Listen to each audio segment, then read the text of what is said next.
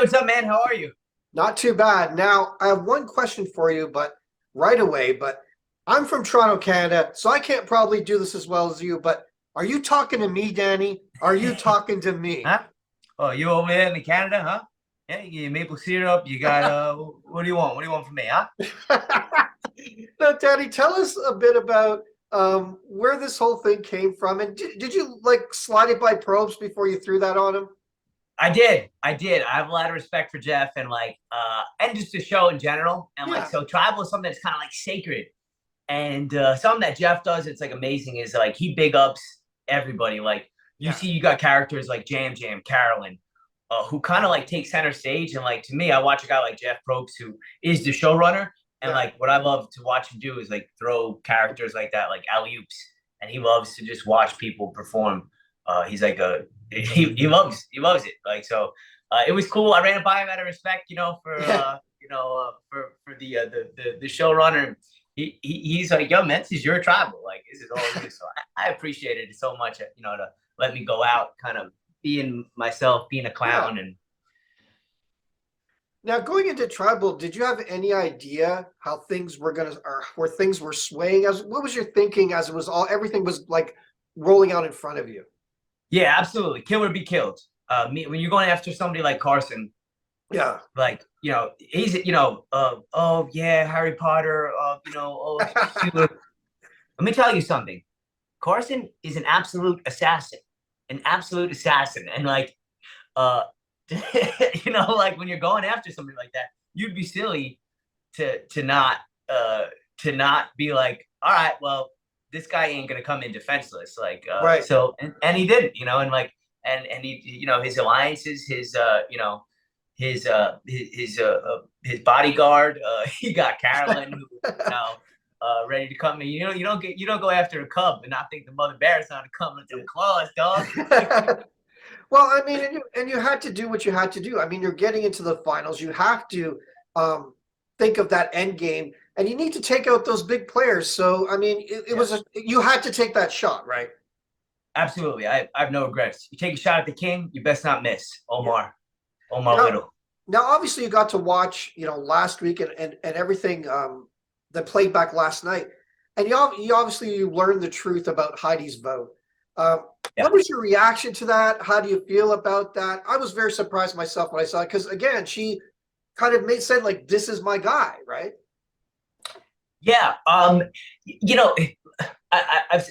said this before, is that it's very easy to say that vote didn't make sense. It didn't Right, make sense because I didn't go home. If I did go home, it would have made sense. And right, Survivor changes with the change of the wins. So initially, I was saying like, I don't even believe she did this because right, it doesn't make sense to her game. At the time, it right. didn't. Now, it very easily could have been a good move. So like, to hindsight's 2020. If you do that in Survivor world, it's like, you know, I think you're being silly. So it wound up not being the right move. And at the time, it was really difficult for me to put together the logic of why she did it. So it was hard for me to believe. I said, who does it behoove voting on me? Right. And to me, it was Jam, because I said, like, I'm your strong side. I never give you any indication to not. But also, there was a lack in my game of really a huge flaw in that I didn't understand how I was perceived when I went up to Heidi and I said, the vote's Franny, we don't need your vote. And now obviously it's rushed because you're trying to talk Right. before somebody comes around the corner. But my goal in that situation was to say, hey, Heidi, we have the numbers right now Yeah. to vote Franny out, whether you vote with us or not. Carson and Jam don't want me to tell you. Yeah. So I'm only telling you this because you're my number one.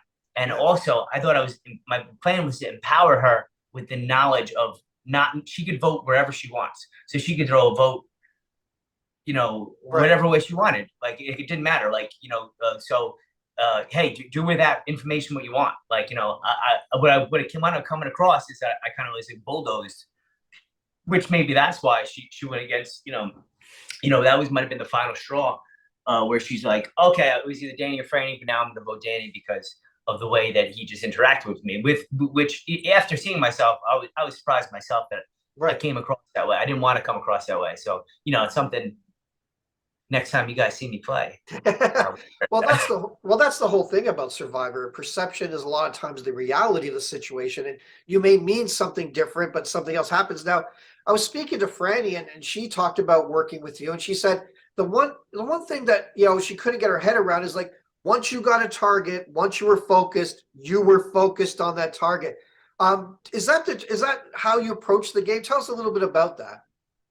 No, it's not how I wanted to approach the game. Right, But at the same time, like I never really didn't. I wanted to be malleable according to my own terms, but right, not manipulated by anybody else. So like everybody else's game is going to be good for them. So like, um, when I saw things like, you know, when I saw things like Franny wanting to go after the Tikas, at the time I was like, okay, I have a good relationship with Carson right right, now. I'm gonna work with Carson. Me and Franny's relationship was always tumultuous. right. After the Matt. No, when I mean in relationship, I mean strategically. Because me and Franny hung out and did breath work every single morning, and it was kind of like our pause from the game. Like we never had that. We never let anything get in the way of our breath work every morning. And Jamie too. Jamie is in there like leading us through like these beautiful meditations. So, Right. but like in the game, when I say tumultuous, I mean in gameplay. And um, I knew Franny was super likable. Like was starting to form relationships. She was starting to get tight with Kane. She was starting to get tight with Carolyn, and then you could see that their relationship progress. So I did not want the Rat Two, and at the time we think that Jamie has an idol and Lauren has an extra vote. Yeah. So the title of the episode was "Sleeping Under the Wing of the Dragon." Like so to me, it's like every time this is what I maybe this is a mistake I made. I don't think it is because it just numbers wise it makes sense. Every time somebody gets voted off, Yeah. Lauren becomes stronger because now if there's 10 people, she hudged 20% of the vote. Now there's 9. I'm terrible at math, but you get the idea. Yeah. Now, I mean, obviously, you were trying to convince Jamie and Lauren to side with you and to take out Carson. What was it like working with them? And why don't you think they sided with you? I mean, he is a big threat, and that would break up the Tikas for sure. I think Carson is just like I said, Carson's an assassin. So like he saw that coming. Yeah. Um, like conversations were had. Uh, it wasn't just like a hunch. Right. Like we're like I think that someone might be on to Carson. It's like no, dude. Like people are talking to each other, and like they like. I was surprised at the time. Listen, it's the Yeah. same way like why I was surprised Heidi voted on me. Like at the time, it's very easy to say, but who knows why? Who knows what game people are playing? So it's very easy to play Monday morning quarterback Survivor gameplay. But I thought I had it in the bag. I thought I convinced them. Like to me, it was like almost too simple. Like Right. which was 2-2-2. Let's even the playing field. Uh, and then it's a very very simple simple choice. And I worked with Jamie and Lauren for the Franny vote. I never like I never trusted anybody. I Right. trust necessity. Like, am I good for your game? If I'm good for your game, I trust you. If I'm bad for your game, I don't trust you. Right. Now, you played a pretty aggressive game in the sense that you locked on your targets, you blindsided a couple people. But on the other side of things, like, only certain people have been doing really well at the challenges. Do you think playing an aggressive game or a very competitive game was a negative this season? How did you see all that? No, I don't. I think that there's only one way to win the game. Uh, I I think that if I would have continued to play that way towards the final 3, I would have been a shoo-in. That was my Right. plan. Is like Right. we like, and that's when going moving forward. Now we're gonna have final tribal, in a couple weeks, and like what I'm looking for is like leave no doubt. Like do not skate by. Like Right. get there and get there and get there. Not necessarily in spectacular fashion, but in a fashion that's like under the radar cutthroat or like have your game speak for itself. Like theatrics, theatrics aside, like what is your and to me it's like if I would have got to final 3, I wouldn't have really had to do much talking. Right.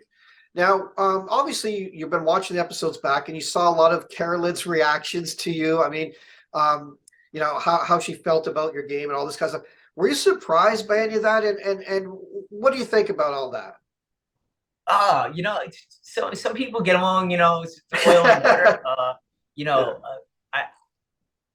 I never, so the Carolyn was never like mean to me or Right. mean to Yeah. anybody. She's just a Right. super nice person. So like, Yeah. uh, did I know I wasn't her cup of tea? Like, yeah, but I wasn't like overly connected to it. Like, Right. uh, you know, Do you think it was a we're competition? Do you think it was a competition thing that you were a threat? no, I guess the lunch, really stuck with her. Which like, is kind of like, uh, she had her cake and ate it too. So it's Right. like she had the lunch, openly admits that she manipulates people with her emotions, saying like, "I'm playing everybody. Like everybody thinks I'm like all over the place," and then and then convinces me and Brandon she's going home. She is not strong relationships with her tribe. That she doesn't have an idol. So she sold it. She manipulated us, and then when me and Brandon are like, ah, all right, like, like I guess you're not a part of this alliance then because you're going home tonight. Uh, she had her kicking in too. So she convinced us and then also was like, all right, even though my plan worked, I'm mad at you that it worked. Now, I ask this of all the survivors I've talked to because obviously we only get to, you're filmed 24/7, but we only get to see so much of you. Is there anything from your edit, from your survivor journey that you wish people, viewers, fans would have been able to see, whether it was just a moment, a strategy, a move? Is there something that you wish they would have been able to see based on your journey?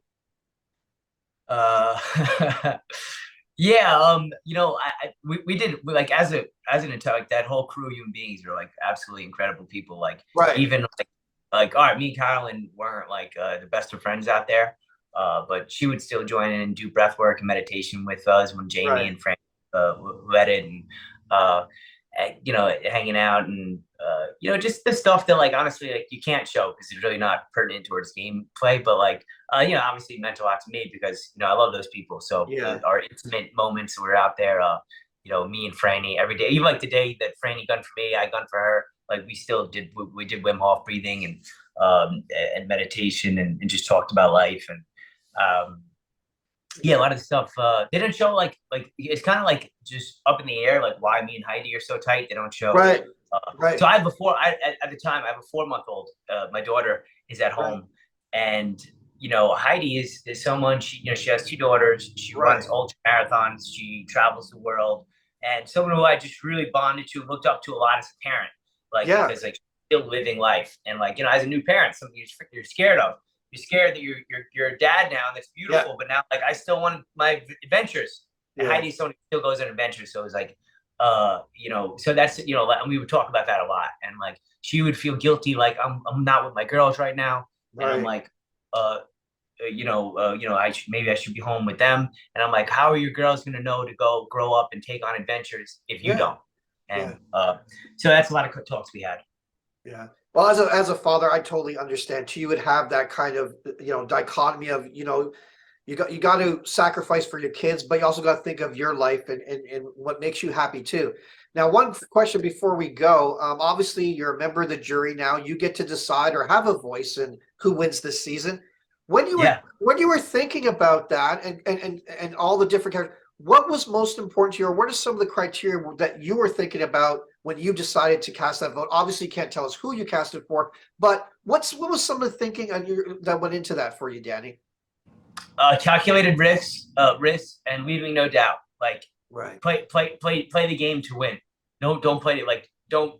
There's no participation trophies. Like right, if I felt as though I did not want to see someone content with getting to a final three. I wanted right. to see like uh I am in the final three and I am the best of the final three because and then have the proof be in the pudding. Right. Well, Danny, I want to just say thanks again for taking the time to talk to us today. Really appreciate it. Can't wait to see you in a finale. And, You spoke about it earlier. Maybe your survivor journey isn't over just yet, Danny. Oh, let's hope.